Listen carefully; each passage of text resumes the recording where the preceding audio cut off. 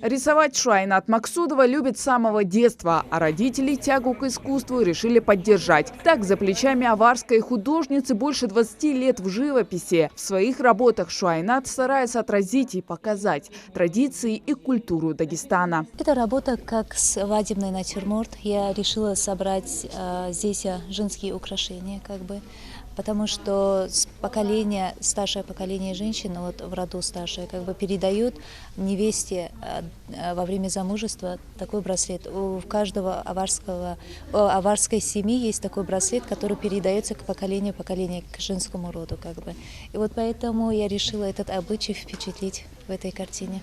Вдохновением для девушки служат древние легенды и народные сказки о родном крае. Ими она любила зачитываться в детстве. Работы Шуайнат не оставляют равнодушным. Художница стала участником 11 международных, межрегиональных и республиканских выставок. На выставке представлено больше 20 картин. Портреты, натюрморты, пейзажи. Основная тематика работ Шуайнат – красота и необъятные горизонты дагестанской земли, в частности, родного селения Чох, где сейчас живут ее родители. Через картины художница передает переживаемые чувства и любовь к своему краю. В Ингушетии работы художницы выставляются не в первый раз. В копилке достижений Шуайнат многочисленные грамоты и благодарности от Минкульта нашей республики, Горсовета депутатов Назрани и от музея ИЗО. Проведение такого масштабного и социально значимого мероприятия содействует развитию и популяризации национального искусства, а также укреплению межкультурных и межэтнических связей.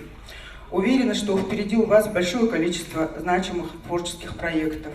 Она эмоционально и выразительно передает удивительную красоту своего края, а красочные натюрморты заряжают посетителей самыми положительными эмоциями. На выставку «Краски жизни родного Чоха» собралась творческая интеллигенция. Вот эта работа, она очень оригинальной техники сделана. Это еще есть еще одна работа, АУ. Что-то подобное другие художники пишут работа. Но это уникум, это очень оригинальный стиль, оригинальные техники сделаны работы. Выставка в Музее изобразительных искусств продлится до конца июня. Так что погрузиться в край башен и легенд, отображенный в работах автора, может каждый, кто придет на выставку. Хава Газикова, Адам Даллаков. Новости 24.